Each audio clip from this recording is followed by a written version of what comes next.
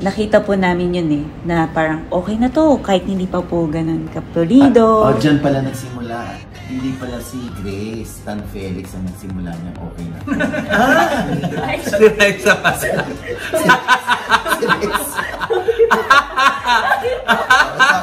Sa'yo pala galing. Oo. Ay, teka lang muna na. Sino nga ba yung dalawang gwapo na sila pala, yung blind item? Yung imahe nila sa mga fans, sila ay straight. Wala namang problema doon. Kaya lang nga, na-shock lang din kami. Ay, buti pa si Richard. Yung sa mga bashing, yung aware siya. Kapag binabash ka, ibig sabihin sikat ka pa. Bakit sino biriringgan mo yan? Ito, Ojo. Halos, anong part ng EDSA ni Billboard ako? Sunod-sunod, pinaalala mo yung Kasagsagan. Siguro, kalahati sa Pilipinas, alam mo mukha ko. Pero yung tatay ko di ako mukha. Yun ang pinanghihinayaan. So, Hindi yun. Ito na ang latest, kaya tumutok ka na, dali. Ito na nga! Ito na ang mga marites, kaya i-chika mo na, dali. Ito na ang latest! La la la la la la la, i-chika mo na, dali. Ito na ang latest! La la la la la la la, i-chika mo na, dali. Ito na ang latest! Ay! Pagod ka? Wala pang bati? ay wala. Excited ka naman dito, Ojo, sa blind item. Mukhang ngayon ka pa hindi makatulog. Hello mga kaabig, ito po ang inyong mga lingkod. Ito po si Mama Loy! Johnson Popo! At ito naman po si Papa Oas and OGP. Ano pa nga ba? Ang lagi niyong inihilig sa akin. Ay! I-chika mo na, dali. La la la la la la la la, ichichika na namin dali.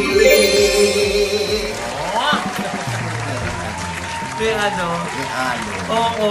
Ay nako, ito na nga. Naku, may blind item ako. Ano yan? Diyos ko, nakakaloka. Oo. Hindi ko alam, baka magalit na naman yung mga fans sa akin. Ay, sino ba yan kasi? Ito nga kasi, mamaya ko kwento ko. Ay! Alam mo, hindi lang sila yung nabibitin, pati kami. Hindi, pag-iisipan ko. Ha? Ibibitawan ko dito, baka sabihin na naman na naninira ka lang, OG. Ha? Hindi naman. At nung sinabi ni Tito Ojo may blind item, ang nasa isip ko agad, naku, tatawagan na naman ako ng mga kaibigan ko. Sino yun? Huwag kang mag-alala, hindi ko sasabihin sa'yo, Chotsa. Hindi ko sasabihin sa'yo na yung dalawang gwapong ito, sila pala. Ay! Dalawang gwapo? Anong chika? Ano sa dalawang gwapo? Ano? Mamaya ko kwento ko sa'yo. Ay, naman talaga mo. Andani, Oji. Ay, naku, Diyos ko, di ba nanawagan si Tita Annabelle? Ha? Oo. Ano sabi? Nananawagan siya kung sino nakadampot ng kanilang aso. Dahil, alam mo, paboritong-paborito ng kanyang mga apo yun. O yung aso, Diyos ko. Bigla akong tinawagan si Tita Annabelle. Tita Annabelle, nahanap na ba yung aso? Ay, oo, kaninang umaga lang. So, ngayon ay March 8. Oo. Oh, kaninang umaga lang, OG. Diyos ko, alam mo kung nasaan, OG. Nasaan? Oo, nasa kapitbahay lang pala. Hindi man lang dinala sa barangay, sa lost and found. Talaga naman itinago yung aso. Ay? Oo. Sabi ko, paano yun nalaman na sa kapitbahay? Ito kasing boy namin, inutusan ko. Parang bumili yata ng pandesal, ganyan. So, naglalakad yung boy. Bigla may tumatahol daw. Ay? Oo. Yung pala, nakita nung aso, yung boy. Kilala nung aso. Oo. Kaya, aw-aw ng aw-aw yung aso. Oo. Di nung aw-aw ng aw-aw, bigla napatingin yung boy. Uy, aso namin to. Oo. Kaya, hinano niya, kumatok siya dun sa kukunin ko na ho yung aso namin. Aso ito ni Rufa. Oh. Ano sabi ng kapitbahay? Meow. Ha? Hindi. Sabi, hindi muna namin yung amo namin. Kasi, anong amo nyo? Hindi, amin yung aso. Hindi nyo isinoli, kukunin ko yung aso. Yung aso, parang nag-groom na yung aso Nag-groom na, gupitan na, ganyan. Yung talagang inari na yung aso nung kapitbahay. So, ilang araw na bang nawawala yung aso? 6. Ha? 6 na araw, nag-aalala si Tita Annabel para sa mga apo dahil paborito nga yung aso. Kaya yun, okay na. Ngayon, bigla na raw niyang naisip. Dapat daw, irereklamo niya, ganyan. Hindi niya na naisip kasi nga, tuwang-tuwa yung mga bata nung makita ulit yung aso. So parang hindi na. Kaya lang nga, lesson learned, pag hindi inyo yung aso, at hindi niyo alam kung sinong may-ari, dalhin sa barangay. Diba? Kasi baka within the vicinity lang, within the subdivision, nandun yung may-ari, nakakawala lang. Tama, sa admin office, sa village, no? Para may announce nila na merong natagpo ang aso. Siyempre si Tita Annabel may kwento pa tungkol sa kanyang apo na si Sayon. Isa sa 8 na napili sa United Nations yata yun, na gaganapin sa London. Talagang kahit pala Swiss ang passport ni Sayon, kailangan din niyang magkaroon ng special visa. Kahit Swiss passport siya, na going to New York, parang US visa na special. At Diyos ko, alam mo nawala na sila ng pag-asa na kasi last 2 minutes na lang magsasara na yung aeroplano. Wala pa yung visa? Andun na, nakanganga lang sila dun. Si Richard kasama kasi, si Samano anak, parang hopeless na yung case nila. So ang ending, alam mo, sabi, naku Oji, grabe akong mahal talaga ng Santo Niño. Sobra kong dasal, Diyos ko. In 2 minutes, nag-grant yung special permit ng apo ko. Nakapasok sila last minute. Grabe, nakakakabay. Diba, nakakatuwa. Kaya, Diyos ko, tinan mo naman, sabi ko kay Tita Annabel, tinan mo naman, grabe yung devotion mo sa Santo Niño. Tama. Tinan mo naman, nag-ano. Tsaka, in fairness to Tita Annabel, bumait siya, si Tita Annabel. Diba, over time, nag-iiba naman talaga yung attitude o yung behavior ng isang tao, di ba? As we grow old, nagme-mellow din tayo. Hindi kaya Tito Oji dahil sa pag-aalaga niya ng mga apo, sobrang nai-enjoy niya. Oo naman. Tsaka doon makikita yung pagmamahal din ni Richard sa kanyang anak. Imagine mo walang tulog si Richard. Galing ng Baguio yan sa shoot ng Incognito. Diretso na doon, tapos asikaso, and then papunta ng airport para samahan ng anak. Diba? Hands on that. Tito Oji, sana inayos ng nanay ni Sayon, si Sara Labati, yung passport ng bata. Tapos na, nakalipad na eh. Palaan naman. Kasi syempre nanay, gano'n. Gano'n talaga. Minsan na pag hindi kaya nung parent, ibang mag-aasikaso. Or baka kasi na wala rin sa isip. Sino bang gusto ng tension? Diba? Lalo na nag-iba na yung dahil nga si Trump na nakaupo. So ang dami-dami nang hinihingi ngayon. Diba? Anyway, basta Tita Annabel, grabe kang mahal ng Santo Niño. Ang lakas mo kay Lord. Tito Oji, kailan mo kaya ma-interview niya si Tita Annabel? Magandang kwentuhan yung Tito Oji. Sabi nga Tita Annabel, hindi pa ako handa. Dong hintayin mo ako tatawag sa'yo. Parang si Richard Gutierrez. Nung nagulat ka na lang eh. Nagulat na lang ako eh. Sabi, paano ka nagulat? Hindi, nagulat ako. Kasi sabi lang sa akin, syempre sanay na ako sa mga artista. Sige, tatawagan na lang kita pag okay na. Tapos biglang si Richard, nung sabi sa akin ni Richard, tatawagan na lang kita pag okay na.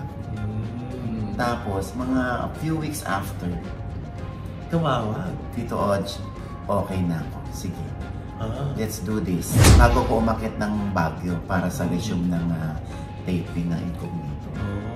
Di ba nag-grant yung aking yung wish ko ni Richard? Di ba?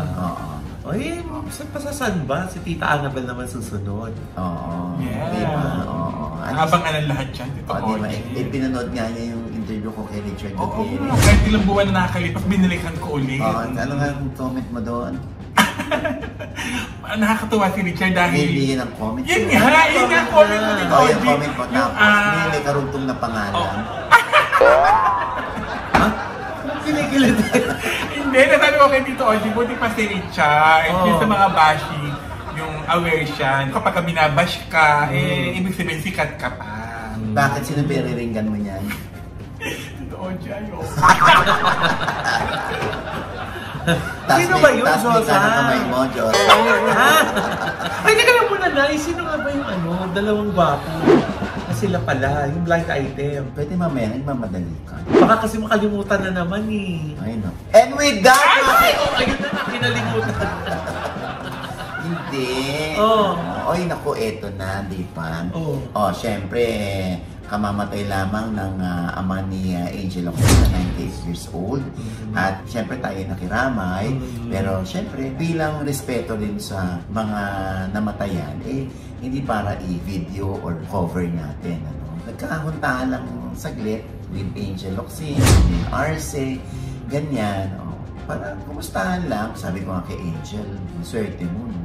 98, just ko sobrang bonus. Yung ibinigay ni Lord sa iyong dati, di ba? Ano pa na yung iba niya na pag-usapan? Ito na nga.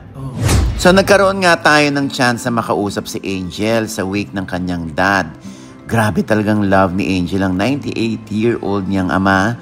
Dahil 18 days siyang natulog sa ospital, matutukan lang ang kanyang daddy. Kwento nga ng asawang si Neil Arce. Kaya naman nag-artista si Angel para mabigyan ng magandang buhay ang pamilya, lalo na ang ama nito. At kaya naman siya nagpursige na mag-artista ay sa encouragement din ng ama. Kaya nag-decide si Angel na huminto pansamantala sa showbiz para magkaroon ng quality time sa kanyang butihing ama. Napakabuting anak talaga ni Angel, ano? Kaya mahal na mahal siya ng kanyang mga fans. Yun nga naalala ko. Oo, yung panayam ko kay Angel. Eto, nakikita namin sa mga IG posts mo at sa mga nag-viral din yung mga pictures kung gaano mo kamahal yung daddy mo. Of course. Patay ko yun. 95 years old na si daddy. How you wish na nakakakita si daddy mo para nakikita ka niya, nakikita niya yung paligid. Alam mo yun yung ano ko. Siguro pinaka-pinanghihinayaan ko sa buong buhay ko sa lalo na dati nung ko, halos anong part ng EDSA Middleburg ako. Sunod-sunod, pinaalala mo yun. Kasagsaga. Siguro, kalahati sa Pilipinas, alam mo mukha ko. Pero yung tatay ko gano'n yung mukha ko. Yan ang pinanghihinayaan. So, Hindi. Yun. Kami, nung kapatid ko rin bunso. Yun. Kasi hindi na siya nakakita. Nagdalaga na ako talaga. Ganyan. Basta alam lang niya na yung meron siyang TV, kahit hindi siya nakakita. Pag may mga teleserye ko nanonood yan, ganyan. Pag may mga balita sa akin sa radyo, nakikinig yan. Minsan mas alam pa nga niya yung mga nangyayari sa akin. Kasi syempre, pag busy tayo, di mo na napapakinggan, di ba? Siya, treated pa rin siya. Para gumagawa siya ng paraan para maging, involved pa rin sa buhay ko. Nagkaroon siya ng retinal detachment. Para first year high school or elementary, parang gano'n. Tapos, doon na lang namin nalaman na nagpa-laser kasi siya. Ng isang mata niya pala, matagal ng bulag, hindi niya sinasabi sa amin. Parang nga, hindi niya. Pagka nga, ba't yung sinabi sa amin dati? Hindi mo kailangan sabihin. Gano'n lang siya. Hindi siya yung nag-aano ng simpatya o excuses. Wala. Okay naman. Nagpo-function naman ako very much. So, nagpa-laser siya. After 3 years, nagkaroon na retinal detachment. Hindi na talaga. Tapos, nung time na yun, may mga pwedeng treatments pa, pero hindi ko pa kaya ng Naku, kung noon ka pa hindi ko naman alam na ano tong usapan natin, mapapayak ako. Yun. Ano yung naaalala mo lagi yung kabayanihan ni daddy mo sa'yo? Dami. Dating swimmer ako. So si daddy, siya lang yung only parent na nakatayo hanggang sa matapos yung training namin sa gilid ng pool. Iba nakupo lang yun. Siya nagbabantay talaga. So alam niya kung nandadaya ako sa laps ko. Alam niya kung tinatamad ako nung araw na yun. Isipin mo yung oras niya na ginugol lang niya sa akin talaga. Nakabantay lang siya sa akin. Nung bata ako, parang inisip ko na ang higpit-higpit kumang neto. Yung parang ganun yung dating. Tapos ngayon, hindi marirealize mo yung hindi pala ganun karaming mga oras natin, di ba? Alam mo yun, yung oras na binibigay siya ng tao, malamang mas marami siyang gustong gawin, kaya lang hindi niya ginagawa kasi gusto niya kasama ka na, di ba? Nakatutok siya sa'yo talaga. So, ganun si Dad. So, tama pala siya all along sa kanyang mga pagdidisiplina sa inyo. So, yung nasa sitwasyon ngayon ni Daddy. So pag nag-uusap kayo, ano yung topic mo? Kahit ano, usually tinatanong ko siya sa math. Hindi ako magaling sa math. And so, lahat kami di magaling sa math. Kasi nasanay kami sa daddy, tanungan namin. I'm very sharp. Daddy, ano to, compute mo nga to, ganyan. Kasi he handles my finances kasi. Oo, siya nag-aayos ng mga ipon, lahat. Yun, di ba? Nakakatuwa si Angel. Oo, yung lungkot niya na nung kasagsagan niya, yung billboard. Kung nakakakita pa yung tatay niya, nakikita lahat ng billboard niya. Tapos yung nasa swimming siya, na talagang ganon karubdob yung pagbabantay sa kanya nung bata siya sa swimming. Tapos basta yung teleserye ni Angel, kahit naririnig lang yung boses ni Angel, yung mga balita sa radyo, oo, nakikinig siya, yung ganon. Kaya, Diyos ko, alam naman natin kung gaano kadakilang anak si Angel, lalo na't napatunayan din ni Angel kung gaano naman siya kabuting kaibigan at kabuti ng puso pagdating sa kawang gawa, di ba? Kaya Angel ang aming taos-pusong pakikiramay sa iyo at sa mga naulila sa iyong dakilang amang si Daddy Angel Colmenares. And with that, mga kaibigan... Ay! Teka! Yung dalawang gwapo!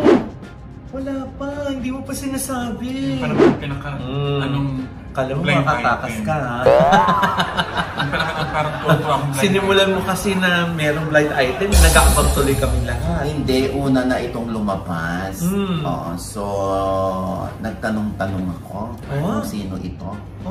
Itong parehong gwapong singer. Oo. Yung isa, miyembro ng isang boy group. Nagwapo rin na, lagi ko nakikita yun sa TikTok Yung isa naman, naku, hindi siya kilala ni ate. Bakit? Kilala kasi siya ni Kuya. Sabi ko, nung nakausap ko siya, I have nothing against LGBTQ Wow! Kung I have nothing against ka, parang hindi ka kasali. Hindi. Sabi ko, oh my God, talaga ba? Oo, mama. Sila ngayon. Pinipilihan itong batang ito. Ha? Bakit? Kasi grabe yung pumorma manamit. Oo, ganyan. Tapos, ang lakas pa ng dating sa mga fans. O imagine mo, wala pang nilalabas ang ano yan. Pero ang tindi na ng charisma sa mga fans. Ganun ang nagagawa ng digital platform. Hindi kailangan ng TV.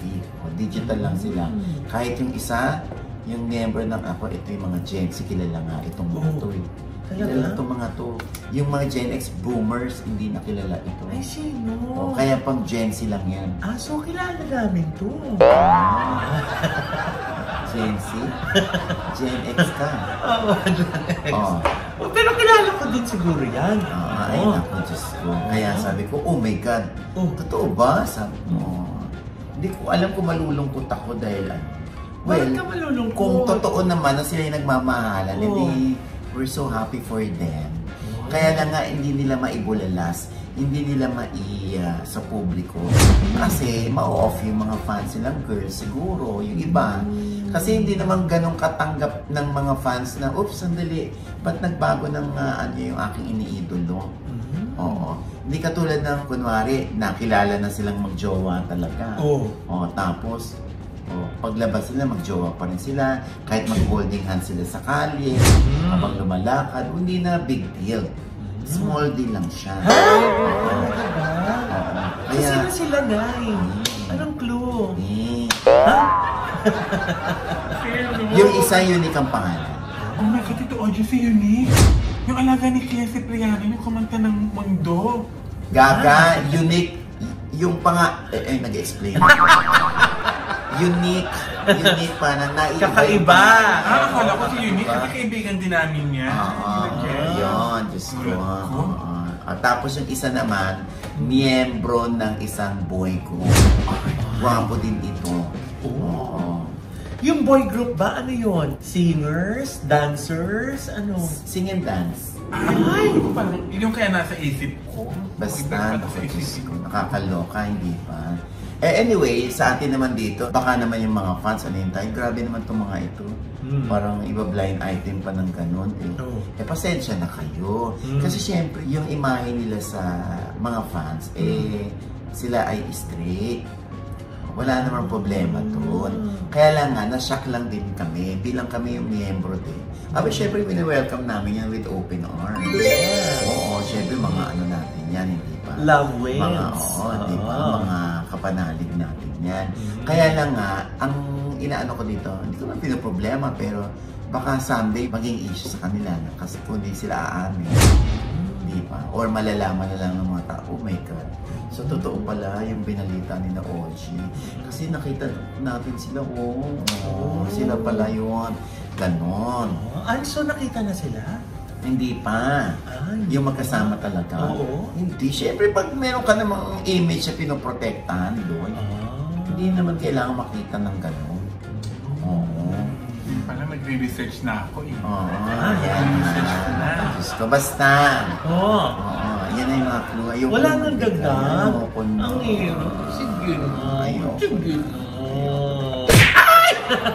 Madali lang yan, mamali. Maghahanap tayo ng, mag-iisip tayo ng boy group. Tapos isang singer na unique ang pangalan. Ayan. And with that, mga kaibigan, ito po ang inyong mga link ko. Ito po si Mama Loy. Mga nanonood po sa amin na hindi pa namin subscriber. Please subscribe now na. Click nyo lang yung subscribe button na nandiyan sa ibaba. At syempre pa, ang kanya-kanya naming channel. Yes, sana mo natin mag-subscribe po kayo sa channel ko. That's Mamaloy. M-A-M-A-L-O-I. At nandiyan po nakapost pa rin yung aming pong vlog ng muling pagkikita natin ni Ma'am Lenny Robredo sa Iloilo. Yes. Kasama, of course, si Senator Bam Aquino at Senator Kiko Pangilinan at si Senator Risa Antiveros. Yes. Diba? Ay, Johnson. Ako naman gusto kong pasalamatan ang Headway Vera Salon dahil ang daming aliw na aliw sa aking buhok. Kawin mo na nga si Ina Eva. Akala ko naman si Incognito DJ. Diba? Saka ang Ideal Vision. At ang Gorgeous Man. How about our skin? Of course, Nay! Ang ating pong skin brought to you by Anli Skin Beauty and Wellness Center. Nandyan po sila sa Mother Ignacia, tapat lang po ng ABS-CBN sa ground floor ng Grandia Place. Yan. Ang mga drips po, imported from Switzerland. Kaya talagang nagniningning tayo sa harap ng ilaw, di ba, Nay? Correct. At syempre pa, maraming salamat sa MA Gadgets. Ayan dyan sa Greenleaf, sa Kakaloka. Ang dami lagi nilang tao. Sabi ko, nung pumunta ako doon, akala ko ako yung pinupuntahan. Yung pala yung mga gadgets na mura, affordable. At saka legit. Yung mga cellphone nila. Syempre. Kaya pala rin dinudumog yan kasi nandyan nakapwesto si Cadena Queen. Cadena Queen, si Mylen. Kasi nga, ang dami niyang lahat ng alas. Suot-suot yan dito, dalawang braso puno. Ayan, nakakaloka. Siya pala yun. Hello po! Ay, bibisita tayo sa kanya. Ay, talaga! Tataunin lang natin na busy si Johnson. Yes! Yung hindi siya naka-assign sa Gusto ko makita yung kanyang alasang kundi. Ayan na, Madam Cadena. Ano ba? Si Rochelle. Yes! Si Rochelle Diva. Ayan dadalhin tayo dyan. Kasi nag-iimbita si Madam sa kanyang malapalasyong bahay. Ay, naka-excited na ako. May cellphone din doon sa bahay niya? Kanaya yung 14. Alam mo naman, Tito, may mga binagayaran tayo. Ay, naku. Anyway, ayan, Diyos ko, nakakaloka ka, Diyos. Hindi kita kinahin. Ayan, basta sa Green Hills yan. Yes. Kasi natawa ko. Dahil sabi ni Madam Cadena doon sa isang customer, ba't ka bumalik? Kanina galing ka na rito, Ba't ka bumalik dito? Mahal po sa iba, dito mura. Di ba? Di ba? Kasi nga, maliit lang ang tubo niya, pero gusto ni Madam na maraming bumibili. Marami siya napapasaya. At ang ganda ng kwento ni Madam. Galing siya sa walang-wala nung araw. Basta ang ganda ng kwento. Nakaka-inspire naman po kayo. Correct. Ayan, Madam Cadena, alam mo na. Yes, Madam! Yes! At syempre pa, ayan, Diyos ko, sinend sa akin ni SB yung picture na nanonood sila ni Riel Ramos ng Showbiz Update. Yes! Naku, hello! Pagpatanggal daw ng stress. Pagkatapos ng kanyang pag-iikot-ikot, pagbababa sa Maynila. Diba? Alam mo na yung araw-araw yan, nagbababa ng proyekto, ng negosyo, ng mga medikal, pasalamin, ganyan. Yan si SB, hindi yan pakitang tao. Noon pa yan, hindi pa yan politiko. Gumagawa na ng magaganda yan kahit sa Kasuso Foundation. Tumutulong yan sa amin. At ang mahalaga doon na galing sa sarili niyang bulsa yung kanyang binibigay. Kaya yung sinasabi nila, syempre, ngayon namumuhunan, pag nakaupo, babawiin. Hindi po, Diyos ko. Hindi ganyan si SB kasi kahit international, meron siyang mga negosyo. Tama. At saka yun nga na yung lagi nating sinasabi, ang mga pilantropo, walang iniisip na kapalit, babalik sa kanila. Gusto lang talaga nila tumulong sa kanilang kapwa. Kaya pag pilantropo, lalo na yung utak pilantropo, ang mindset mo talaga is paano ka makaka-serve, diba? Paano ka makakatulong sa mga kapwa-tao mo. Naman. Ang swerte ng Manila. Ayan po si SB, si Sam Versosa. Yes. Hello din, Miss Rian! Yes. Yung bonding moment nila panonood sa atin. Yeah. Tsaka may bago siyang show yung We're in Manila, diba? Congratulations! Diba? Ni SB. Yes! At syempre pa, ito pa rin po yung lingkod, Papa o Sino Diaz na lagi nagsasabi, nagpapaalala sa inyo na sa tuwing gigising po tayo tuwing umaga. Huwag naman po tayo makakalimot, ha? Na magpasalamat sa Panginoon. Dahil tayo kanyang ginising, ibig sabihin, may mission pa rin po tayo sa buhay. Sabay sabing, every kissing is a blessing! At ano pa nga ba ang lagi niyong inihirit sa amin? Ikaw! Anak ka naman na rin kumatok! Bakit ka? Tao po. Ay, ano nga? Bakit? Anong kailangan? Pwede po ba makisingin dito? Aba? Ay, tindahan areha! Bakit ka dito makikisilaw? Kasi dito lang yung may lilim eh. Ayan o! Ang dami mga puno dyan malilim! Diyos ko naman! Wala! Hindi ka dito! Sandali! Oy, sungit naman. Ang sungit-sungit. Sige, Kilala mo ba yan? Aba, hindi ko kilala. Sino kayo dyan? Si Raisa. Sakit bulaga! Raisa may tiso nyo, gaga. Ay, sino? Si Raisa. Sa Pirano! Raisa yung gaga. Raisa Sinon. Sino yung pagyato dito? Ano Sinon? Simon yun, Simon. Sinon. Raisa Sinon. Michael, I'm sorry. Bakit kasi ganyan ang buhok mo? Ano nangyari sa iyo? Makakadili. Pasensya ka na, hindi kita namukhaan agad. Yes! Kasama natin si Raisa Senon! Yung nga unang tanong na, pasensya na kay Josa. Alam mo naman si Josa, nakakaloka yan eh. Walang kaabog-abog talaga. Pero pwede nyo naman siyang pwede nyo siyang saktan na. Okay lang naman. Kurutin mo sa bayan. Akala ko nagpa-keps ka na. Biglang may bayan ka naman. Anyway, ayan Raisa, naitanong na rin lang naman ni Josa. Bakit nga ba, ang ganda ng hair mo natin, bakit nagpakalbo ka? Para sa lilim po na movie. Kaya pala yung lilim na yan, naghahanap siya ng lilim na lugar. Yes. At sandali, bakit lilim? Tapos, nagpakalbo. Anong connect? Bari, kulto po kami na lahat ng sister po doon, kalbo. So, yung tawag po sa amin, na yung kulto po namin, lilim po. Lilim. Naku, parang, anong klaseng pelikula ba to? Mula pa lang doon sa title, drama ba to? Tapos kulto. Tapos kulto, horror ba to? Horror po. Horror. Bakit horror? Sino bang director nito? Siyempre si Direct Red po, Mikael Red. Kaya naman pala si Direct Nick pala. Talagang kilala yan. Known yan sa paggawa ng mga horror films. So, wait, may kulto dito. So, since kulto siya, ano yung kinukuha ng kulto na yun? Ano yung kinoconvince sila mapabilang sa grupo niya? May sikreto po kasi yung parang yung lugar po namin ng lilim. So, yun po yung kailangan nilang abangan. Yung sikretong yun. Sikretong malupit ba yan? Sobrang sikretong malupit. So hindi mo pwede ibunyang pito. Hindi pwedeng ibulong. Sikreto malupit na hindi pwedeng ibulong. Okay. Paano ka naman napapayag na magpakalbo? Ang hirap nun para sa pelikula. Bakit nga? Kasi po, una, nag-storycon. Tapos in-explain po ni Direct Mick na ganito yung itsura namin, na kalbo kaming lahat. Tapos, pero tinatago po namin sa pagiging sister po, mga madre po kami. So hindi kita kasi nakabelo. Yes po. So, pag magri-ritual po kami, doon lang po namin tatanggalin, tas kalbo po kami lahat. Ay, Siyempre, nagre-recruit kayo ng mga mabibit. Parang po ano kami, nasa ampunan po kami. So may mga bata po. May mga bata, kalbo din. Parang ganun po ako, kalbo din. Oh my God. So, ang dami ni puro kalbo dito. Yes. Naku, mukhang mahiwaga itong pelikula na ito. Oo, Parang lalim. Oo. At saka, lahat ba kayo doon nagpakalbo? Hindi po ako lang. Ha, talaga? O ba't ikaw lang? Ako lang po yung may kaya. Ah, ikaw lang Actually, pumayag. si Miss Yula po, gusto rin magpakalbo. Kaya lang, meron po siyang ginagawang series. So, may continuity. So, hindi pwede po. Hindi pwede. Prosthetics na lang. Oo. Pakpakan natin. Pero ang lakas ng loob ni, ni Raisa. Grabe yung dedikasyon sa pelikula. Siyempre, lalo na for a woman, para sa isang babae, para magpakalbo, di ba? Yun ang ano natin eh. Yung source ng confidence, di ba? Talaga. Ah, Babae ka. nila. Lula ka pa ng cake. Kumaka-claim ka.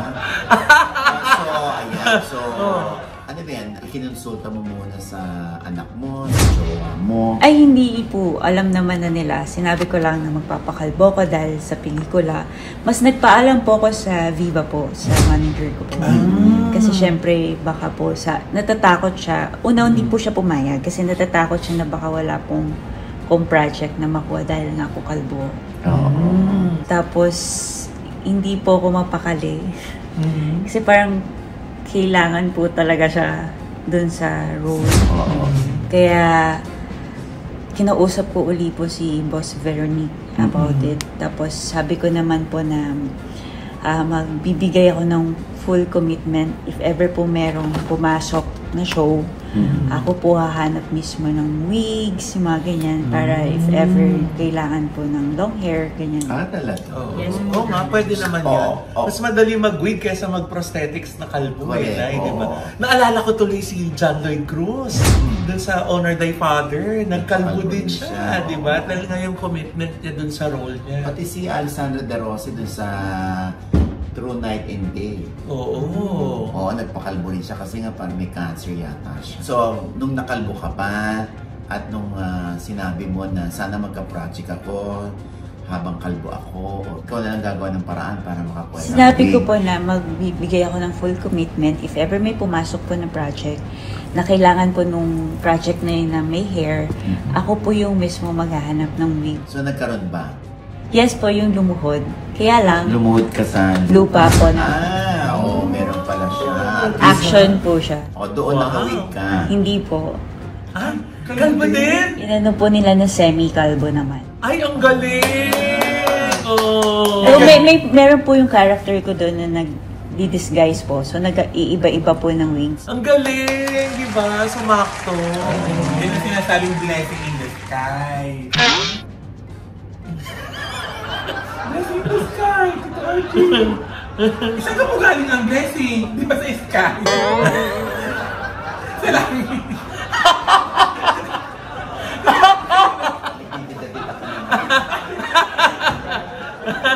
Blessing in disguise. Okay na yun, basta same sound, same meaning na rin yun. Pasensya ka na.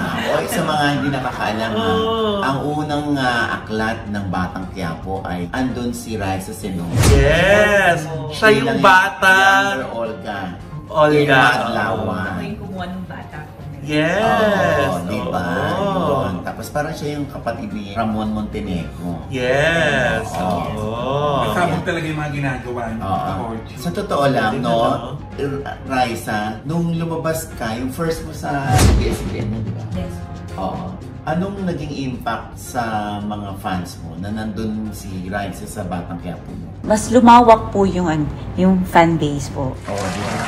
Mas maraming sa, uy, napanood kita, Raisa! Di ba ganun? Eh, ito nga, meron akong Lloyd. Oh. Nagre-research lang ako. Na parang, Ha? Parang kinakabahan siya sa research hindi mo. kasi di ba dati siya, Magaling kasi si Mama Oji. Hindi. Hindi, di ba galing ka sa isang talent search sa GMA. Yes. Ito ay ang Starstruck. Starstruck. Tapos doon talaga siya nagsimula. Oo. Ang tanong ko, makakabalik ba si Raisa sa GMA? Malay niyo po. Hindi ka naman hindi ka naman parang bigla ka na lang umalis. Po, nagpaalam po talaga ako. May mga boss din po na wala that time. Tapos hinintay ko po makabalik para makapagpaalam din po. Ay, maganda. At pumayag naman sila ng buong puso na sige, Yes po. you may fly high. Wow! Ganon. At least, di ba? Kasi alam mo nun, di ba, pag umaalis sila, nakikita ka sa Kalabang Metro, sasabihin nila, ako, saan ba siya nanggaling? Dapat doon siya nag-stick. Pero Nay, di ba, gaya yung lagi mo sinasabi, basta hindi ka naman nagpakawala ng mga masasamang salita at maganda yung pakikisama mo at maayos yung pagpapaalam mo, makakabalik at makakabalik, di ba? Lalo na ngayon, nagko-collab na lagi ang ABS at saka ang GMA. Ganon lang naman yun. Huwag kang nagsusunod ng tulay, ika nga. Be grateful. Yes. Uy, may pinaparinggan ka ba? Gagawa lang. Ito na. Alam mo? Wala kaya sa mga bisita natin. Totoo, parang may mga pinirinig. Madami po ba ako? Pinirinig niya siya. Oy nga pala, maiba ako. Kumusta na yung bahay niyo? Parang nagkaroon dati ng issue doon sa contractor ba? O doon sa gumawa ng bahay. Dahil 2 years in the making, tapos parang wali. Ano na? Ginagawa pa rin po. Oh my God! Talaga? Yes po. May mga like ngayon po ang problem namin yung plumbing naman po. Naku, Tito Oji, parang totoo yata yung kasabihan na kung gusto mong ma-stress, magpagawa ka ng bahay. Alam mo, mas nakaka-stress naman papagawa ka ng bahay pero wala kang pera. Ayun yun. Diba? Mas nakaka-stress magpagawa ng bahay, so wala ka naman palang lupa. Diba? Tapos nakakaloka, ang tinayo ng bahay mo yung lupa ng iba. Ayun na. So ano ba nangyari talaga siya? Yung co-contractor po nila, yung subcontractor po, siya po yung work po kasi niya, bali ganito po, nakita po namin yun na parang okay na to, kahit hindi pa po ganun kapulido. Dyan pala nagsimula, hindi pala si Grace Tan Felix ang nagsimula niya, okay na to.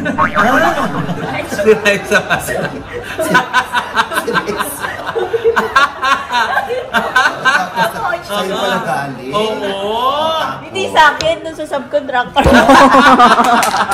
Kinukwento ko lang po. Tapos. Okay na yan. Yung parang okay na yan. Kahit hindi pa pupulido or maayos, sasabihin nila okay na yan. Kunyari yung ilalim po, yung semento nun, hindi ganun ka smooth. May papak. May mga bitak-bitak pa po. Pero dahil hindi nga nakikita, dahil ilalim naman, hindi na lang nila ayusan yan. Oh my God. Paano yun? Nagpalit ka ng contractor? Hindi po kasi nabayaran na namin po sila. So, pinaayos lang po namin ang pinaayos. Kaya po, hanggang ngayon, inaayos pa rin. My God. Ay, hindi mahirap. Hindi naman yan darating sa puntong i-demanda nyo sila. Hindi naman po kasi nakikipag-communicate naman po sila. Hindi naman po sila yung tumakbo. Or nagtago. Pero ginawa nila. Pero yung stress po na bigyan. Grabe naman po. Walang halaga yun.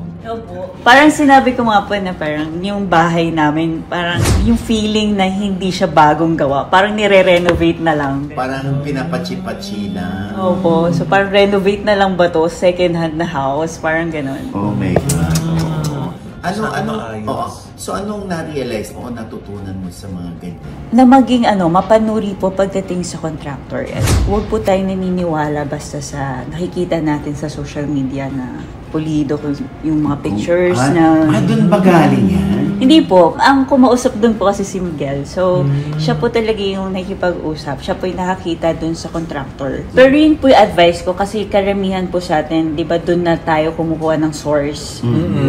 Kung meron kukuha tayo ng contractor or something na supply sa social media na po sa social media. Tama. Ako pag kumukuha ng mga suppliers na tinatanong ko saan yung office, saan yung showroom. Yung po dapat makita yung projects nila. Yung mga existing projects. Ganun talaga. Kaya po yung ginawa po kasi yun sa amin, medyo kakaano lang po nung pandemic. At saka importante din na yung referrals. Pag alam ba may experience na nung iba, di ba? Kahit nasabi mo na di 100% sure na dahil okay sa kanila, maging okay sa'yo. Pero at least may level of confidence, di ba? Yung talaga mahirap. Biktima rin ako ng ganyan. Ha? Yung mga Kaya naku yan ang lagi kong bilin yan. Oo. Kailangan tandaan na huwag kayong kukuha ng isang kontraktor lang. at siya nang bahala sa lahat. At babayaran niyo na lang siya. Hindi. Dapat iba yung architect, hindi niya kaano-ano yung civil engineer, tsaka yung interior design. Para silang tatlo, nagpapagalingan. Nakakapag-check and balance. Oo, yung architectural, structural, tsaka yung finishing. Finishing and interior. Oo, interior. Magkakaiba dapat yan para sila mismo nagsusumbong sa inyo. Naku, maliho yung ginawa ng structural, ha? Sabi ng architect. Diba? Sasabihin naman ng structural o yung civil engineer, parang may maliho dun sa design. Ay, bakit? Yun, mag-aano sila.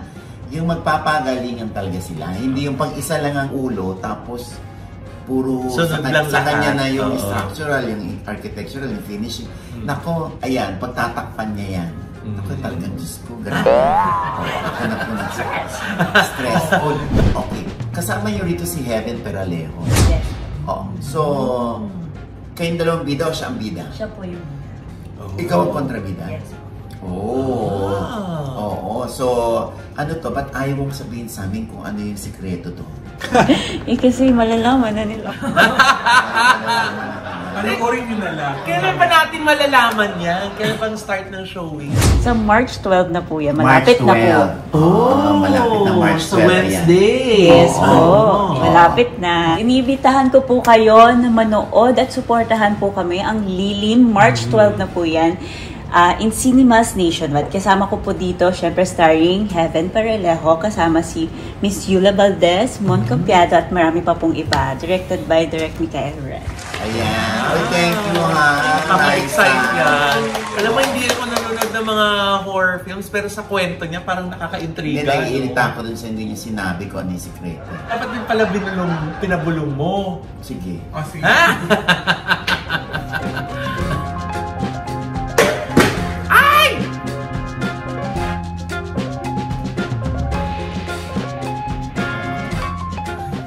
Panoorin niyo na lang.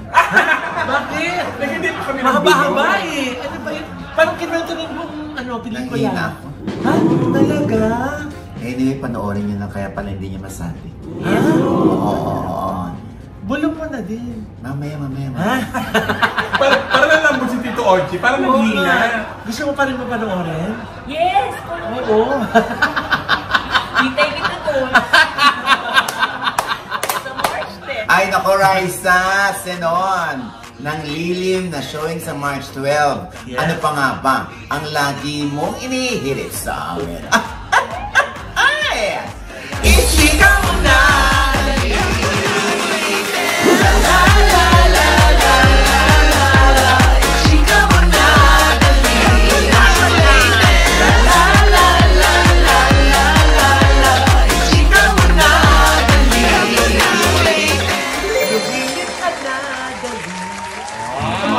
Handa ka ba magpaano-kalbo para sa isang pelikula? Oo naman. Oo. Naman. Tapos yung buhok sa taas, lalagay ko sa baba. Ay, bakit?